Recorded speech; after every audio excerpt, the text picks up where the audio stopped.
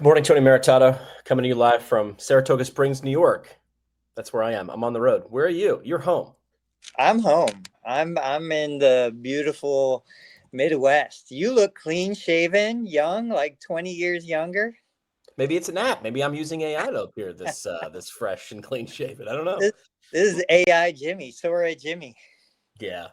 I mean, some of the videos that we were looking at 6 months ago were humorous Uh-huh. and they were very easy to spot. And now less so. Yeah. And in a year, it's gonna be disturbing. And in 10 years, you're gonna have to question everything. I mean, you already do. You have to question everything, right? I mean, Photoshop was the thing and people got good at that, but now like it literally is as easy as typing some things in, getting good with prompting and getting good with what you understanding what you want and storytelling, and then you're not gonna be able to sort of recognize. And I mean, it takes me back to, you mentioned Photoshop. I remember I was a graphic designer back in the day. Huh. All the same arguments, all the same fears, all the same stuff about Photoshop is going on again. Um, Creators found a way to make Photoshop the tool that made them better. We're going to find the way to make AI and video and all this stuff the tool that makes us better. Right. It just, we have to get through this, early adaptation phase. Yeah, there was a big uprising when Canva came about because it sort of made things simpler, right? There was a little bit of a gatekeeping thing. I knew how to use Photoshop within reason. I wasn't creating like new images, but I could make graphics. Essentially, it came out of necessity. I had to make graphics for the radio station website. Now, changing a graphic once a month on a radio station website wasn't enough. I had to change it. We had to change it a couple times a day to mirror what we were doing on the air. And I remember very, very early in MySpace and Facebook, people in traditional media leaning into that and saying, we should be on this. And sort of the old guard saying, that's a distraction. We don't need to be doing that. What good is going to come of that? And those people don't have jobs now. Those people are not in it anymore or needed to pivot to stay in it. One of those big pivots I think we shared in the group chat, Dave will be back on Thursday. We didn't AI eliminate him. Uh, was Jonah Ivy. Do you know what I'm talking about? Was that you that shared that, or was that Dave? Jonah Ivy is the guy who sort of co-created this little device here. He's sort of like the guy who masterminded this. He left Apple. He didn't make a big deal about it. I mean, again, when I say Jonah Ivy, 99, I'm gonna venture that 99% of people have no idea who I'm talking about, Yeah. except you know his work. I've got some of his designs in my ear with AirPods. I'm using a MacBook. Like he designed a lot of the components, more aesthetic and design work and less engineering.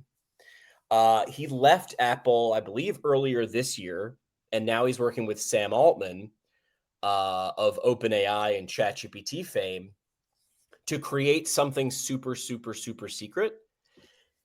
Everything that I've sort of read or heard about this, which hasn't been a whole lot, probably by design, feels like it's going to be Alexa E, but that doesn't sit on your shelf in your kitchen or in your bedroom or your living room. It feels like it's going to be almost like that movie.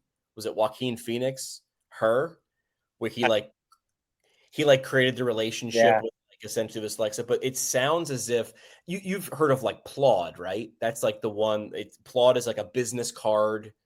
Some people can wear it as a necklace. I Yeah. first saw it a year ago at an AOMPT conference. A guy was walking around with a necklace, and I was willing enough to be like, dude, what tell me about this. And he was like, okay. And he essentially said, I just go to every session, listen, don't take notes, and this thing listens and then summarizes it for me. And this is a year and a half ago. And I remember being like, that can't work too well. And then he opened up his laptop and showed me the breakdown. And I was like, oh damn. That's when I was running around the conference and I was taking photos of all the posters and saying, summarize this as if you're Dr. Seuss, summarize this as if you're Eminem, summarize this. And so it feels like that's the next thing. And Jonah Ivy has said if there's too much screen time, there's too many notifications. This is too much. We've peaked. Now we're going to come down the slope. if it turns to something that's always on, always listening, AI scribes, but now for life, what does that mean for our profession? How is that going to help us? How are we going to use that?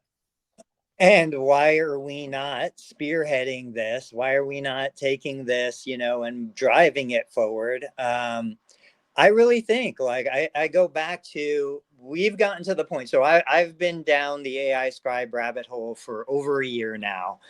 I am convinced the AI scribe can generate just as good of a treatment plan for an individual session, for an episode of care, just as good as what I can. Even if it's a little bit different, it's still really good, And so now I've found myself pivoting from, okay, I'm spending mental energy thinking about what am I going to do today with this patient, to I'm going to outsource that part of the equation, and I'm going to focus on the human connection, because that's kind of what all I have left, right? We're going to laugh and we're going to joke and we're going to let the AI just kind of but at some point the AI is going to do that better than me also. I'll give you a great example. I've got a 17-year-old son. He's in that world of, like, how do I figure out girls and what's going on and all of this. He is asking ChatGPT how to handle these social interactions before he's coming to us, and we're like, dude, come on. What? I live this life. I remember what it was like. Talk to me first. But it's not even like a conscious decision. He's just like, oh, let me ask ChatGPT. How do I handle this? I've got this great girl, but I'm not necessarily interested in her that way. What should I do? It's going to be no different. Now, I asked in my Facebook group, my knee replacement support group, I'm like, how many of you guys are asking AI of any kind about your knee replacement when you're not getting the answer from your therapist? And the majority of them are still saying, no, don't trust it. The information is not accurate. They're hallucinations. But I think that's just a matter of weeks or months, certainly years before all that's gone, and then it's just second nature, the first place you go. When your son figures out females with AI, can you tell him just to give me the quick lowdown and give me the PDF version on that so I can learn from him? Have you seen, there's a little video clip where it's an animation of a woman asking a man if he understands how to communicate with women, and I'm going to get it wrong, but basically the guy says, yeah, it's just like trying to figure out the smell of the color yellow and the number like some sort of weird thing, but yeah, funny ones about that. It's great. People, I'm going to do a parallel here. Graphic designers didn't like Canva because it made design too easy. Then they poo-pooed it, saying, you're going to dumb it down and water it down. You can't do it as good as us because we have this understanding.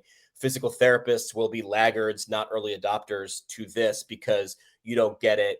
I have 20. I mean, how many times do you, in a Facebook group, the person leads with outpatient therapist with 20 years of experience here? Doesn't fucking matter anymore. I'll say it again. I wanted to bring this up. So you were working at a radio station. You were not a graphic designer. You were tasked with using Photoshop to create graphics. Why weren't they just hiring a professional who did that? So first of all, I wasn't tasked with it. I knew it needed to be done. I looked around. No one was going to do it. I said, I need it done. I learned how to do it. I literally pulled a guy in who knew how to use it. I was like, just show me, how do I make the text and a picture and make it whatever? And then I played with it and I got a little bit better. I got 20% better. They were never going to hire a graphic designer. It was never going to happen, and it needed to be done. And that's what happens to good employees. I was a good employee there. That's what's going to happen here, is good employees are going to figure out how to use it. And eventually they're going to replace people who are crappy employees. Your 20 years experience has helped you. It has helped you. It will not be the thing that differentiates you 5 years from now or less. It won't do it. Yeah, I agree. I think that's what we see, YouTube kind of absorbing and replacing the bottom end of the spectrum when it comes to therapy. You can find answers to every question. How do I position my knee after knee replacement surgery? It's on YouTube. I've put YouTube. Hundreds of others have put it on YouTube.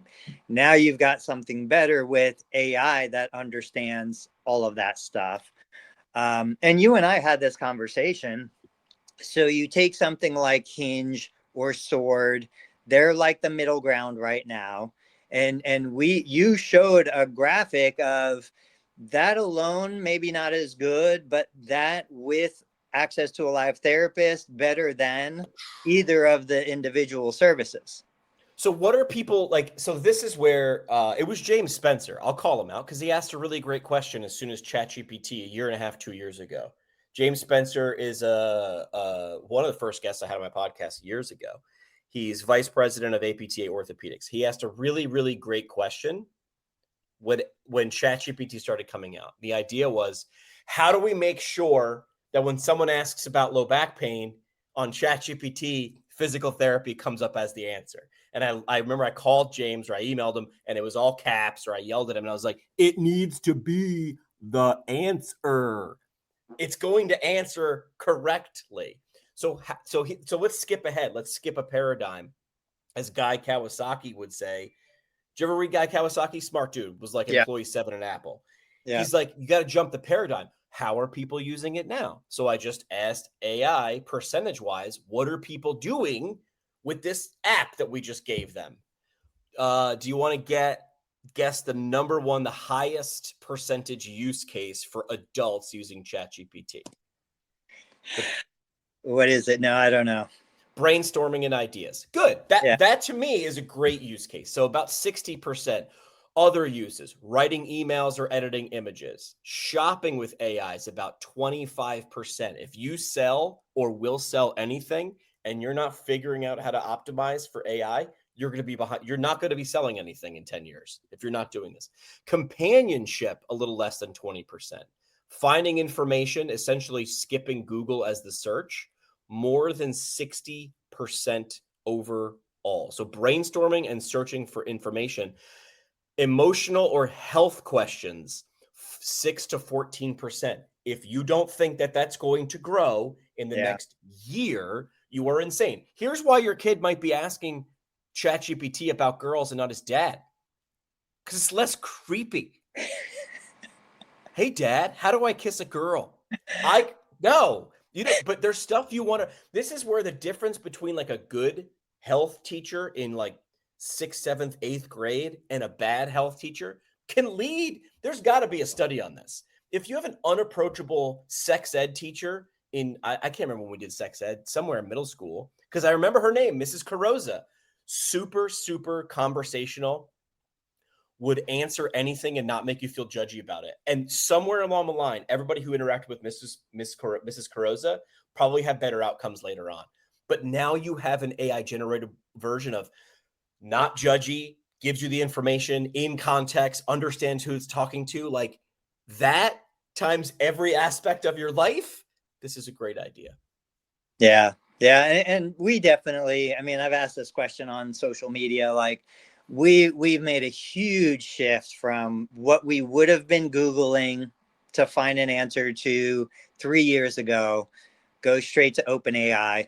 Almost every single time. I mean, the only time I'm opening Google is if I want like a local restaurant or I'm like yesterday. So we had a major incident.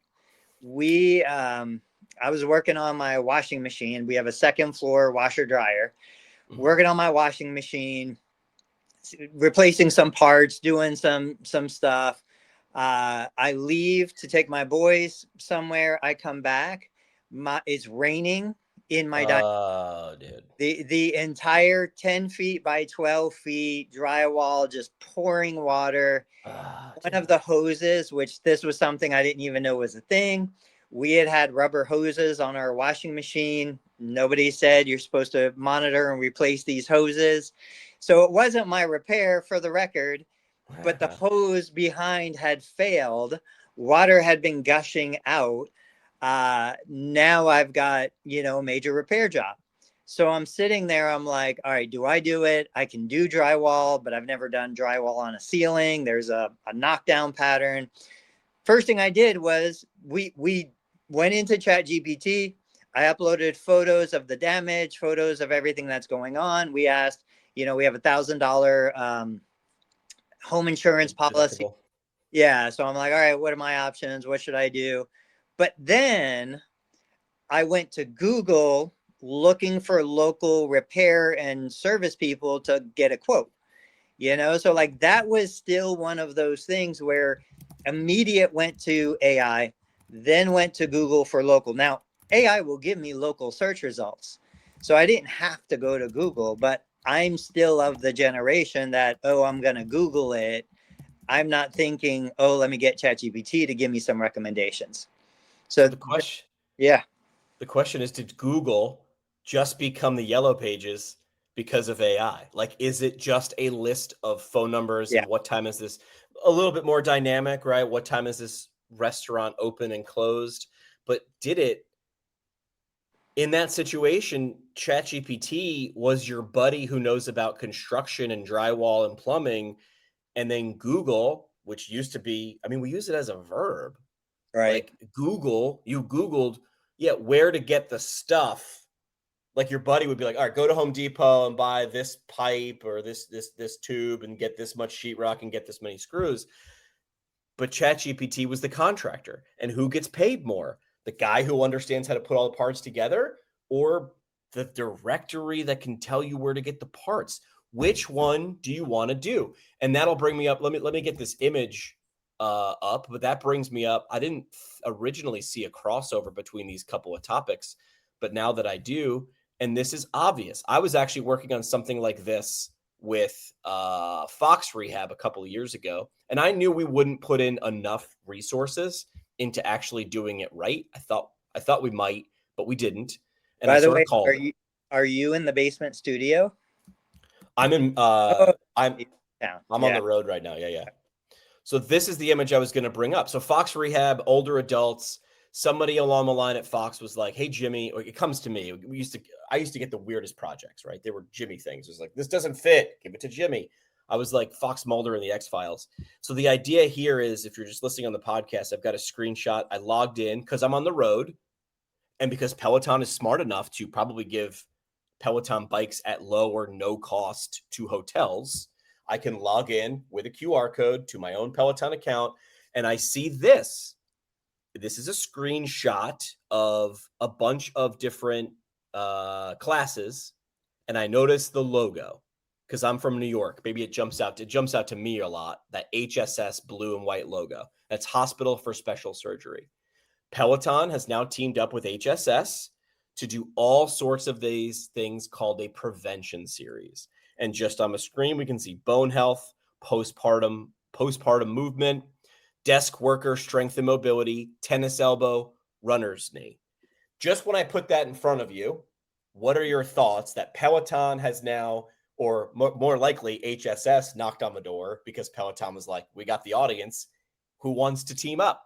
What are your thoughts when I send that screenshot across the group chat?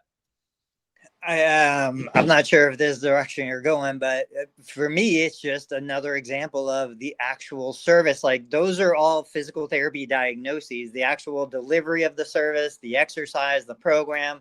It's just a commoditized service. Anybody, any monkey, any Peloton instructor could carry out that. There's no value in that. The value is identifying when we choose the right program or what we do within the program, but the stuff in the program doesn't matter. Correct. So what do they say? The line used to be content is king, right? So if we're going to, I could do this with AI later when we're not live, but the idea would be, I mean, is knowledge even queen? Is knowledge the jack? Is knowledge even like the four of spades? Because content is king, but distribution and access to the ability to reach an audience is the ace, right? Or the Pope.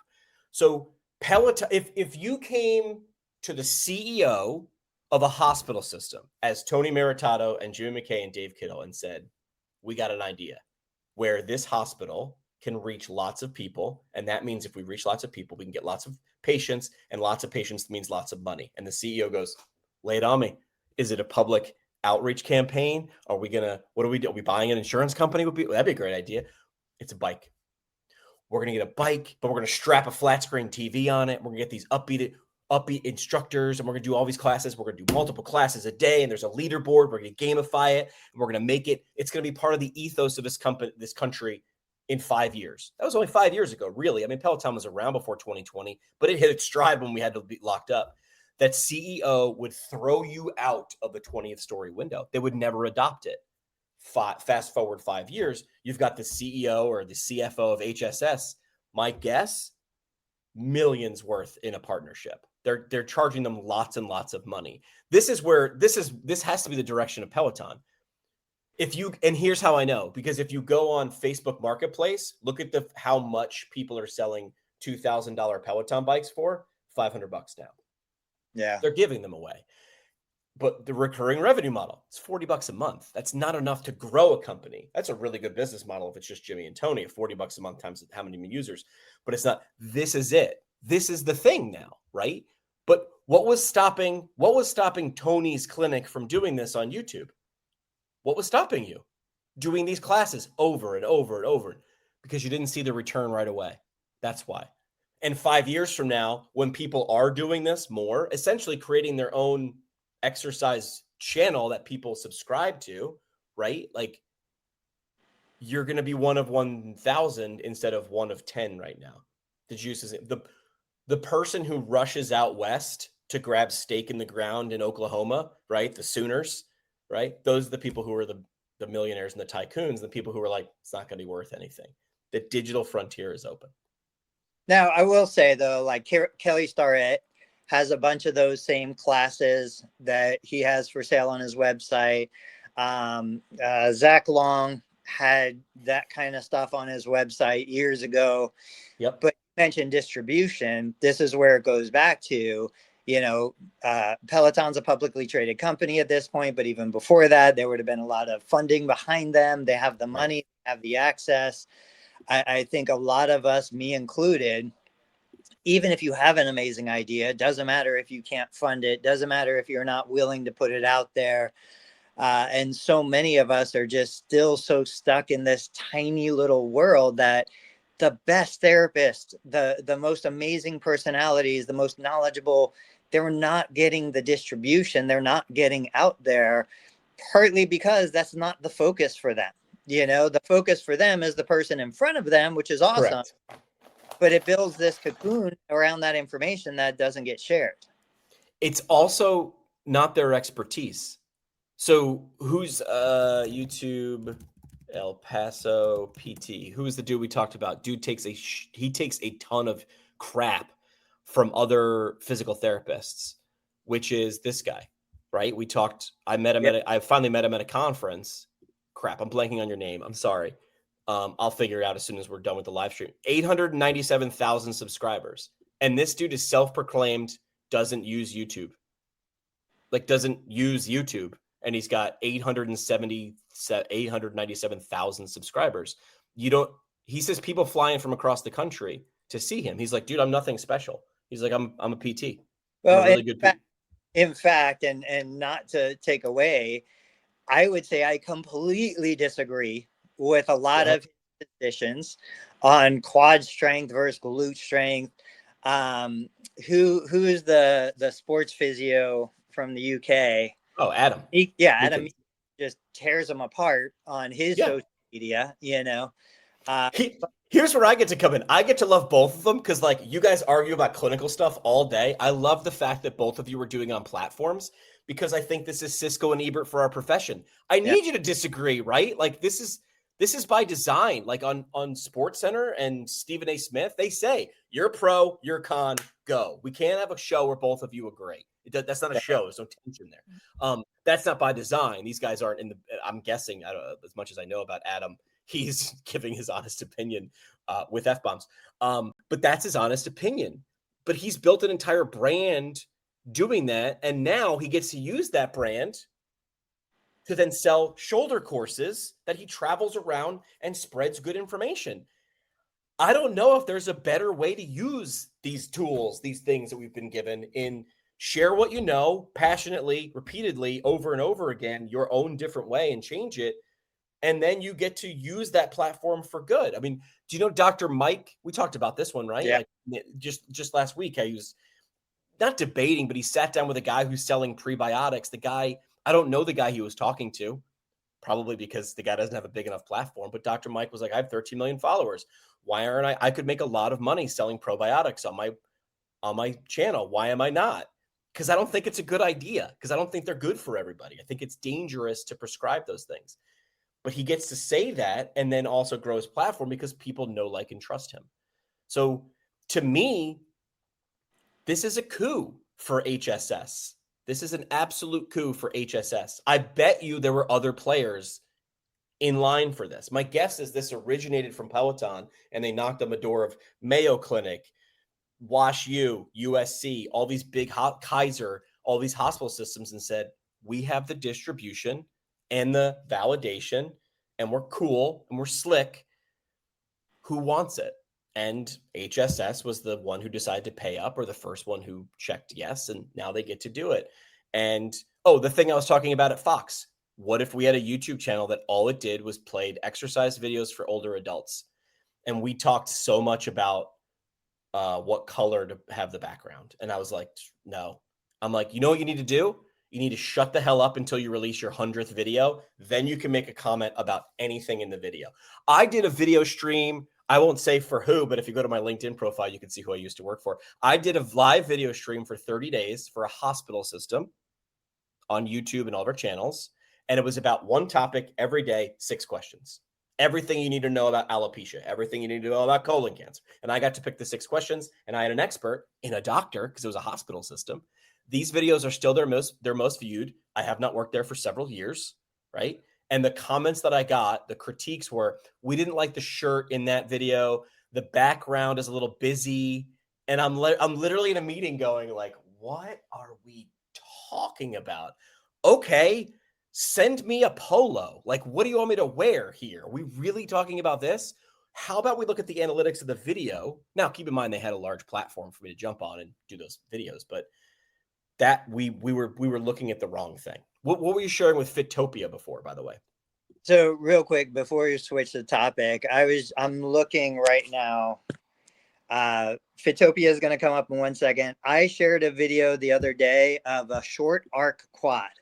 I don't do short arc quads in my clinic. I don't care about short arc quad, but to your point, that video in like 24 hours got 150,000 views.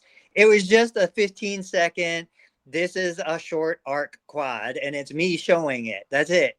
150,000 views on Facebook, and as long as we continue to refuse to embrace what is working, because we know what's better, look at the whole Better Than Meat or Beyond Meat or whatever this meat alternative company that hit like $100 a share and now it's trading under 50 cents.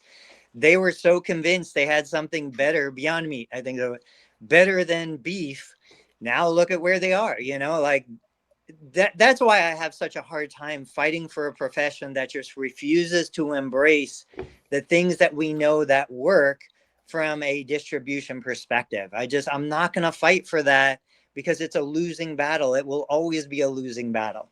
I'm not anti-PT. I'm still in the profession, but I felt the same way where I was like, I said this years ago, and I got looked at like I was insane, like it was a dumb idea. We could have bought it for $1, and now you got to buy it for $100 a share. Yeah.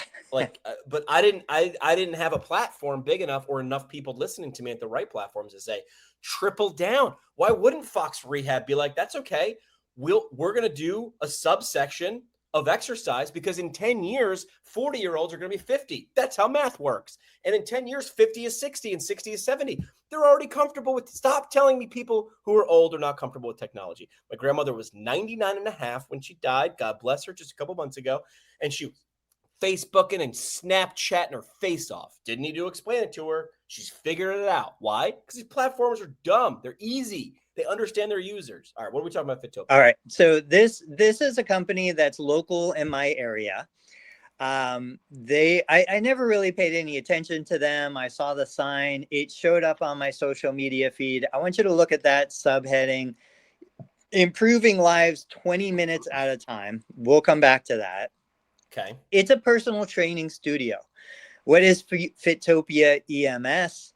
Technology based, results driven, right? All the normal stuff. Basically, what these guys, it's a franchise, stimulate more muscle, get faster results. They're targeting adults. I think they have an age range down here toward the bottom. They'll see athletes and they'll see everybody, but look at their value prop, right? Save time, 20 minutes, safe workouts, not necessarily like what CrossFit was selling. Obviously, everybody's in the lose weight world right now. Shows pictures of like older adults, middle-aged adults, adults 45 plus. What these guys created was a vest that have Velcro pads with, I'm guessing it's direct current, but some sort of e-stim device.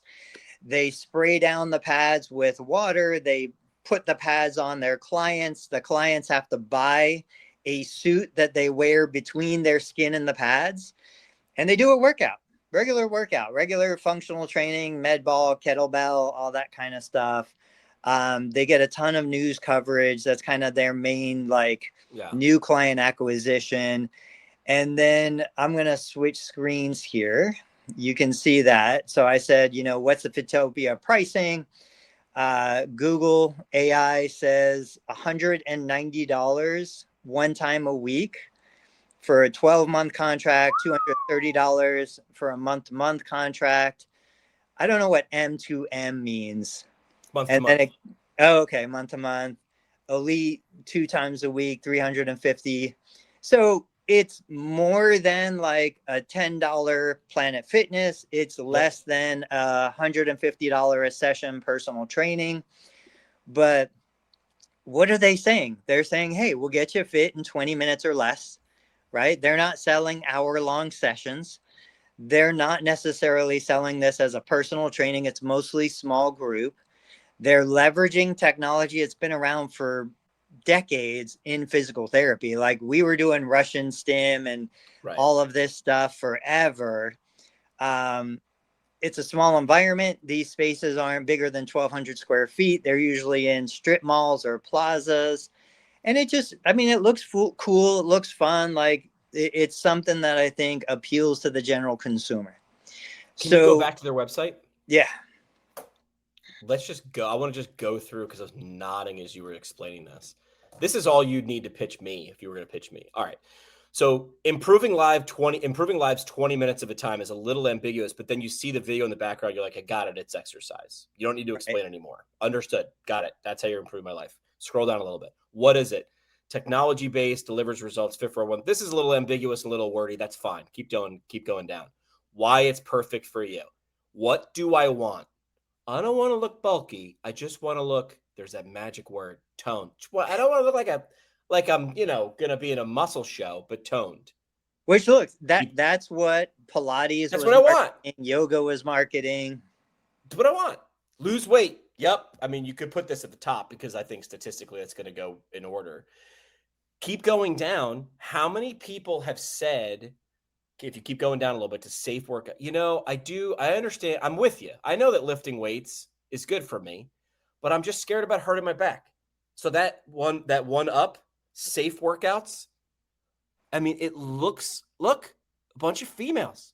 And they're real people. They're not stock photography. They're not fitness models. These are real people. People they pulled in off the street. They're doing it like without having to say, look, we can get anybody to do it. They're doing it. They did that and save time, which is the most valuable asset. A billionaire and even Jimmy McKay, we have the same amount of minutes and hours in a day. So that's what I'm looking. You can do this and do it quickly.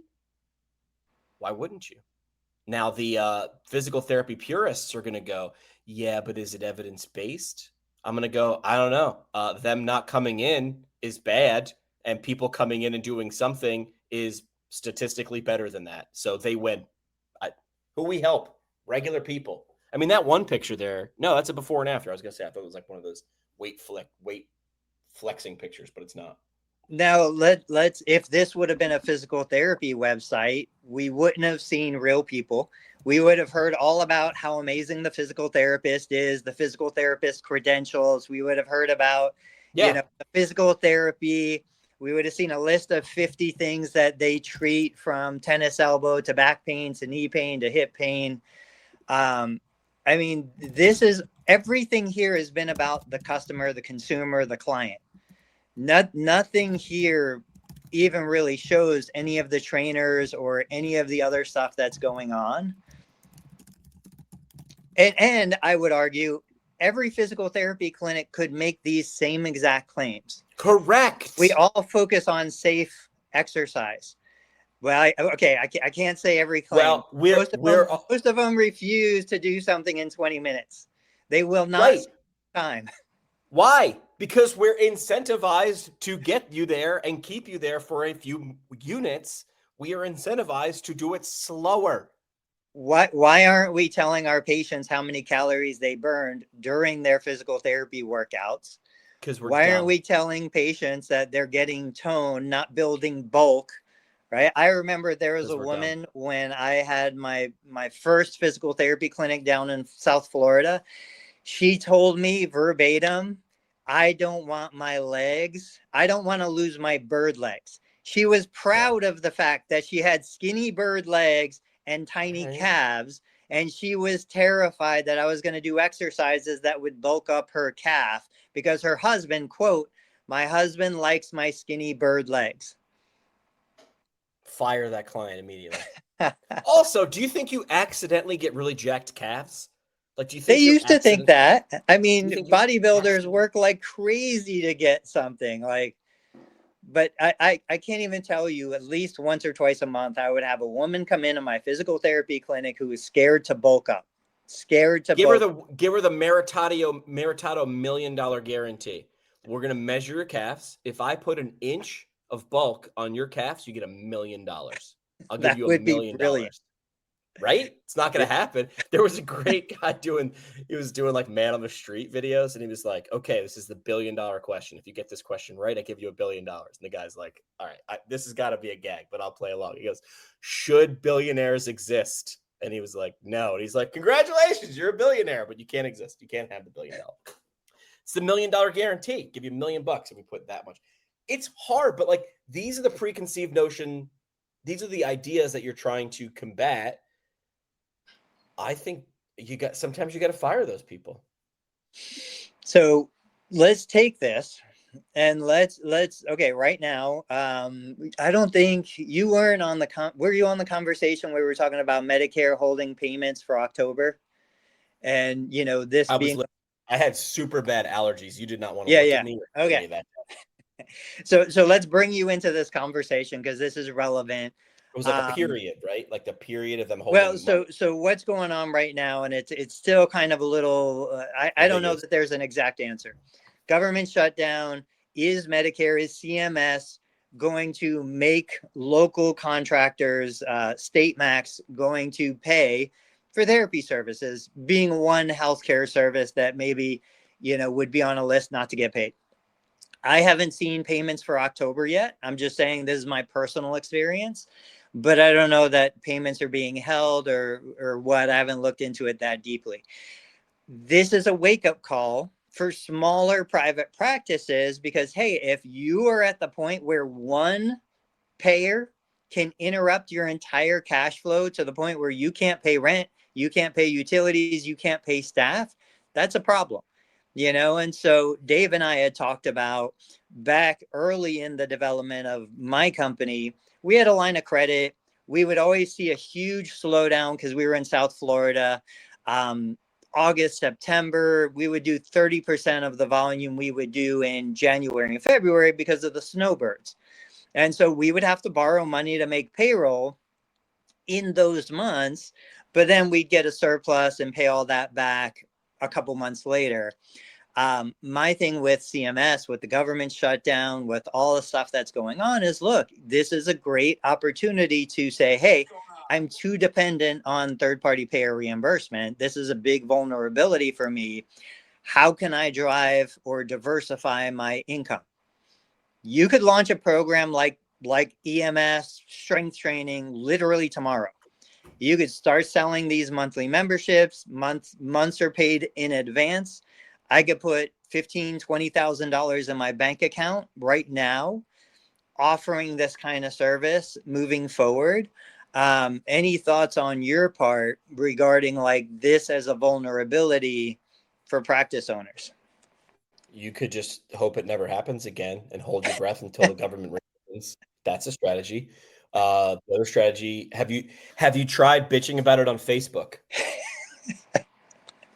Have you tried bitching about it a lot? Have you tried all caps Yeah. and seeing if it changes? Has it changed? No. Then you better build a different business model, because if that's the only stream and that changes, you're in trouble. You could ask people to write their congressman. That's a strategy. Let me know if that works ever for anything. Now, I'm not saying things don't change, but like, I know politicians. I've asked this before. You know those like things, and God bless them and everything, the APTA sets up, they dumb it down. You go here, insert your name, change a detail, where you're from. People do get those. I've talked to the politicians and the aides because I used to live in the DC area. And they're like, yeah, we get those. I'm like, they drive you nuts? And they're like, we know what they are. We're not morons. So does it change policy? Not so much. It doesn't. I'm very sorry to tell you that, but it doesn't do it on a grand scale. So build a boat or just yell at the rain. The flood's coming. You just don't know if it's locusts or famine or a heat wave or a flood. And if you're only built for one thing and the anti that thing comes, you only have yourself to blame. Doomsday preppers are nuts until there's no food in the supermarket. And then they're the smartest guy on the block, right? Like, so prepare for that. And I think we should rename this stream 99% of you are going to ignore us. That's what our show should be. 99% of you will ignore all of this idea. You'll nod and go, that's cute. Someone else should try that. And we're not saying all these ideas should be done. You shouldn't go all in on all these ideas. In fact, you can't, right? Chris Corner, the Corner Office, go watch him. Doesn't make any sense if you're a physical therapist, because all he does is talk about business ideas, unless you own a physical therapy business. And then you can hear his ideas and go, oh, this is the secret of how I was competitive in radio. I looked at everything and just said, how do I turn that 10 degrees and make that mine? The easy thing is when Desperate Housewives or The Real Housewives or Survivor is on, the next day we come in and talk about it. Table stakes. That's you going to the next Con Ed course and learning needling or learning stim pads or whatever. Table stakes. Everyone's doing it. What's the next thing? How do I create my own game? How do I create my own Survivor? What if you did that? What if you're in Northeast Pennsylvania and there's the Scranton Marathon every year? Tony, have you ever heard of the Scranton Marathon? No. Sorry, the Steamtown Marathon. That's the name. The reason the Steamtown Marathon is known by runners is, if you look at the elevation map, it is net negative. It is a marathon run downhill. Doesn't make it easy. Your quads hurt the next day. It's also a Boston Marathon qualifier. So hang on a second. I got a big ass downhill race that could get me into the race that has a qualifying time. The Boston Marathon's the pinnacle. You don't tell me as a running physical therapist within 300 miles, you should have a weekly training course. Number one, I can teach you how to get in. How do I get in? You got to apply or do whatever. Great. I'm going to give you the insights. Once you're in there, here's how you PR it. If you're not doing that in Northeast Pennsylvania or your local 10K, you're an idiot.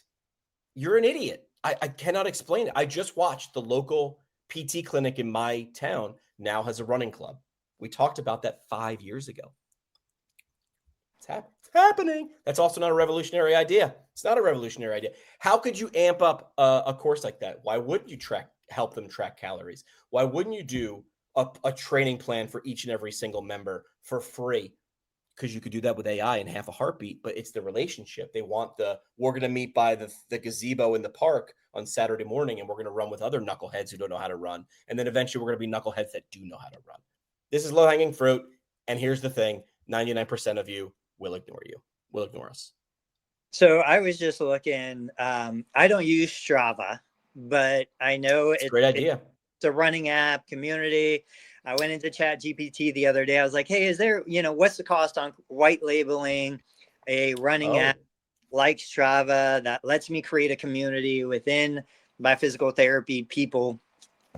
Because my 17-year-old who is asking about dating advice from AI, he just ran, it was the second to the last cross country meet at a park across the street, literally from my house.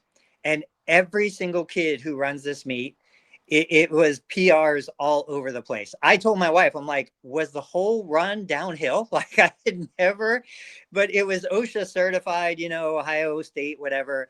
So I'm like, these kids are crushing. Like his best time was 18 minutes flat for a 5K. He ran it in 17:34, I think. He's never done Not a something. little bit. Yeah. So I'm like, clearly this was, a fast race for everybody. I'm like, why, to your point, why wouldn't next year, knowing they probably purposely put this race at this time in the season? Sure.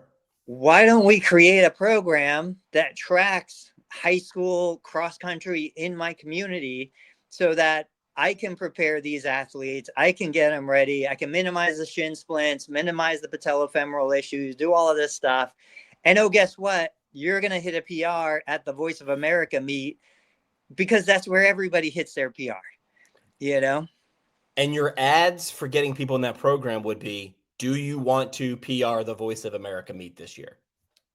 Because you want people who do not want that to absolutely ignore you. And that right. To someone who does want to do that is crack, right? Flip that. In PT school at Marymount University, we had a service learning trip our third year. We went to Costa Rica. Now I believe they go to Guatemala, and they provide free physical therapy for 2 weeks. We try to fundraise to offset some of those costs. Previous years had done a t-shirt sale. To me, a t-shirt sale is a dumb idea because you wind up selling shirts to people who have no money. I think selling t-shirts of just the school's logo, physical therapy, only talks to a small market of people. Why would you only want to sell it to your mom and dad? Like, that was dumb to me. So I went to our chair with a couple other students my year and the year ahead of me, and we did a 5K. I was like, what do we have? Well, we have a university that has a campus and resources and blah, blah, blah, and budget. And of course, the professors knew where the budgets were. They knew who the people to talk to. Me knocking on some door, hi, I'm Jimmy the student. Can I have free stuff? No, but a professor to a professor. So we wound up creating a 5K to support this. Now we could sell the 5K, which is a few hours worth of on-campus time. There's some logistics to plan, but a few hours of on-campus time to people in the community, runners. Runners, what do they like to do? This is gonna confuse you. They like to run. But the reason I'm bringing this up is we never fully did this, but we looked around campus, and as a runner, our campus was in a hilly area. It was not going to be a great course. And if you knew the area, so Jimmy, we never did this, but Jimmy said, market it as the hardest 5K in DC. Market it as the ugliest. You're never going to PR this. Because all runners would be like, what do you mean? What do you mean? That one over there is hard. This one's harder. Like, I was like, call out the harder names. Harder than this, harder than this, harder than this. There was a car race in Northeast Pennsylvania. Tony, I'll Google it in a second. It was a 1 mile car race. A car race. 1 mile uphill. Swervy, swervy, swervy, swervy. It's been going on for 30 years. People would come from hundreds and hundreds of miles away to race their car 1 mile up a hill because you have to drive it well. And a 1 mile race is easy to spectate. Oh, let me get some chips. I can watch the whole race here. But NASCAR, I've got to be in a stadium. And market the opposite of what everybody else is doing. Look what Fitopia is doing. It's the opposite of PT. Now, I don't know if this is going to catch on and blow everything out of the water, but something, Orange Theory is just like that. Very similar, right? There's Fitopia with some money, like a lot more money. But the reason you're not doing this is ego and emotion and psychology, because you want to be a good professional and you want to tell me how many Con Ed courses you had and how many letters are after your name. That's what's stopping you from succeeding. Ta-da! Ta-da! Dude, I'm at a conference now, and I'm going to walk across the conference. I'm with Athelis. There's vendors. You could walk around if you just, you know what cheesecloth is? Yeah. Or like wax paper. You could walk around with wax paper. Every booth's the same. Every booth's the same. Slightly different. That's what you are as a physical therapy business. And I'm begging you not to be. I'm begging you not to be. All right, I'll shut up now. It reminds me of, CrossFit came out the exact opposite of what all the corporate fitness stuff was. I mean, you had beautiful facilities, expensive membership or cheap memberships. Everybody was going cheaper.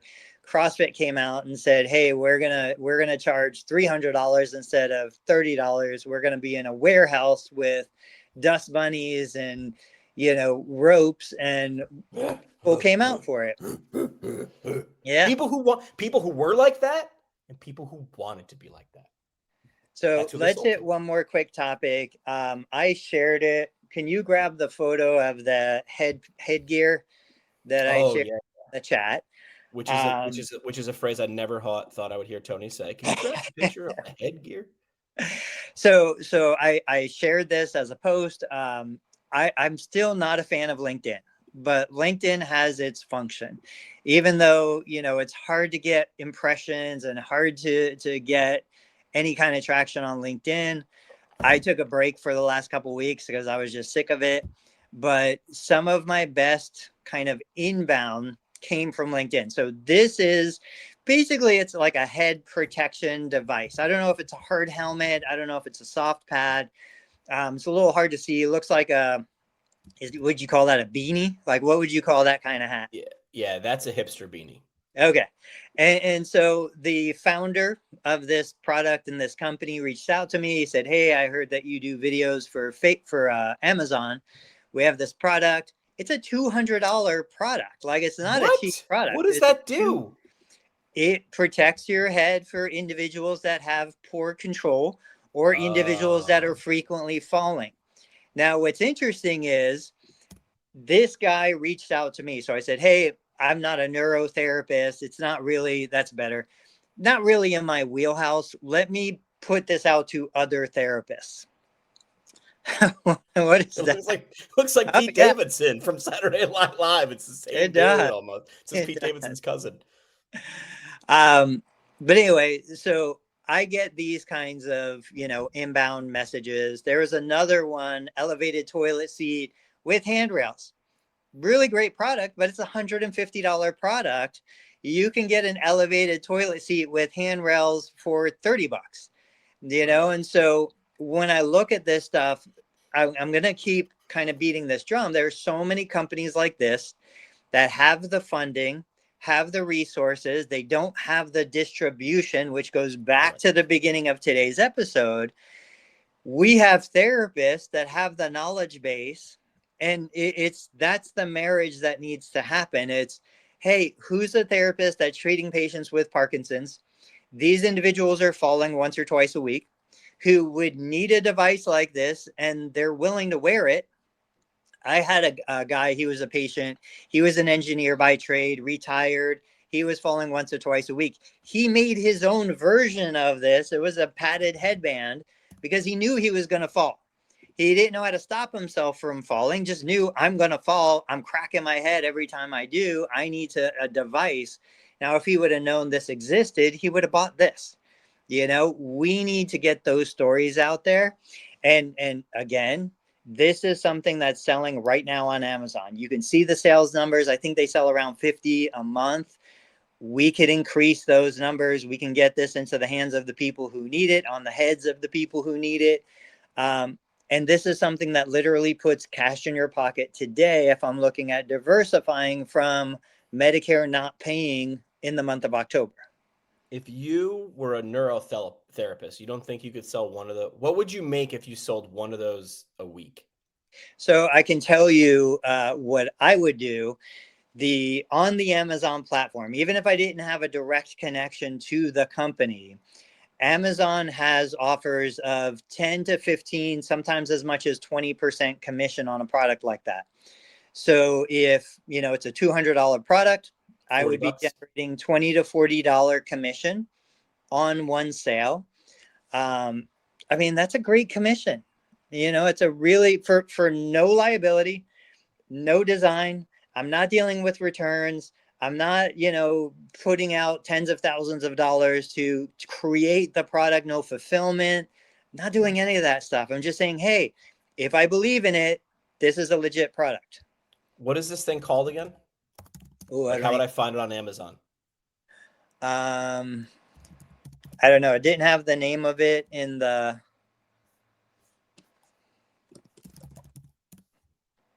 I'll try and keep like, talking. I'll try something up. All right, because where I'm going is like quite literally, you have recommendations. If you're a running PT, you have recommendations for knee braces or running clothes or shoes.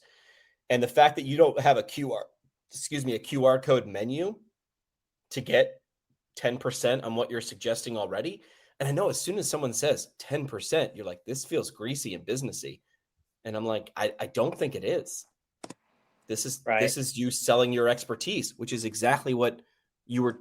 It was exactly what you thought you were going to do when you went into PT school, right? You thought you were going to sell your expertise, and that's what you wound up doing. Okay, I'll pull it up on my side, but it's RibCap, all one word, RIBCAP, RibCap. And then if you put that into like an Amazon search, you'll see some of the other products they have. They have videos of like a person in a wheelchair. They have different styles of hats. All of them are $199. They qualify for FSA and HSA payment options. What are you pointing at? There's the QR code right now. I just generated it. If you scan that, it will go to Amazon. It's not showing on the screen. Oh, it's on the broadcast though. Oh, okay. I think it's on my broadcast. I don't think. Let me know, the people that are watching. Tell me if you can. Am I just pointing it? Absolutely. Oh, you're pointing the wrong direction. I see it on my desktop version, not on the. Sorry. Okay, yeah. The thing above me right now. That's a QR code. It took me 11 seconds to generate. That's nothing. The fact that you can't sit your therapist down and say, we're going to do one thing. Today, we're going to talk about knee braces. I want each of your suggestion. They do this at bookstores, Tony. I don't know if you know. Staff picks are here. There's a reason they do that, because they want to know the people who read books and work at bookstores, I want to know what they think. They're thinking the same thing about Pete Davidson's cousin selling RibCap. Like, that's what they're looking to do. Come on. You don't think that looks like that guy? It does, 100%. The first time I saw that in our group chat, I was like, that's Pete Davidson. Share my screen real quick. Okay. So, you have the different styles. You've got the one we showed you. You've got the Gilligan style hat. You've kind of got the cap with the brim on it. And when you look at this, so if we want to dig a little bit deeper, so when you look at this, there is, these are sponsored ads. What that means is that this product company is paying to have these listings up there. They're paying per click. If you can deliver clicks, which Amazon will track that for you, if you can deliver those clicks, and especially if they convert, what I do with Joseph Lowe is I take an ad, I share it on my Facebook community, I share it on, YouTube, I share it on Instagram and these different places. We can track clicks. And even if I don't make sales, we could have a deal in place where he pays me per click based on conversion. So there's lots of ways you can do this. You can reach out to this company. I'll make the connection. I'm sure they'll send you a free hat so that you can honestly assess the product. And if you like it, you create content for it. If you don't, you send it back. It's not a big deal. Jimmy's challenge to Tony: 7 days from now, live stream. I want you wearing a free hat. Me? Call that. I want you, just put your money where your mouth is. How do we get Tony wearing a free hat in 7 days? I want you with Pete. Well, it's not fair because I already have the connection with him. Oh, all right. Somebody watching this episode, reach out. Follow Tony's steps. Yeah. And you too can look like Pete Davidson's cousin. He looks just like him. I'm stuck on that. All right, we're at time. So we got parting shots. What will your parting shot be? All right. I think the takeaway message from today's episode overall, like, The economy is changing. The environment is changing. We live in a dynamic world. We have no idea what's going to happen tomorrow, let alone next year. Start doing things today. If there's something you want to complain about, that is an opportunity.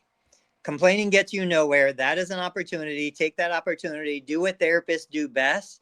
Turn it into an asset. Turn it into something that is going to improve either the quality of your life, your family's life, or your patient's life. Giants Despair. That's the hill climb in Northeast Pennsylvania. The first time I ever found out about it, when I was new to Northeast Pennsylvania, I went and rode it on my bike because I had to be able to say I did it. My parting shot would be pick one of these things that sounds a little bit like a good idea. Like, yeah, I could see myself suggesting products, and then figure out how to do it. Just, you don't have to do the 25 things we talk about. Do the one thing. Do one thing that we've talked about and say, you know what? I'm going to double down on that. We'll be back on Thursday. Dave's going to come back. We'll talk more things money. I think he had a couple topics around money or finances or something like that. Learn Medicare billing. How many Learn Medicare billing sessions, cohorts have you done? Ballpark. I've done 12 per year since 2019 on average. I'm not going to math that because no one wants to see me counting. Yeah, let's say 60-ish. Wow. And then you give a buttload, which is actually a scientific measurement, a buttload of content away for free at your Learn Medicare Billing website as well on YouTube. PT Pinecast still kicking after all these years. 10-year anniversary. Very confused how this podcast has been around for 10 years. And Dave Kittle's got a show on YouTube. We're back on Thursday. Tony, have yourself a good week. Good luck with the girls. Good luck with the girls out there in Ohio.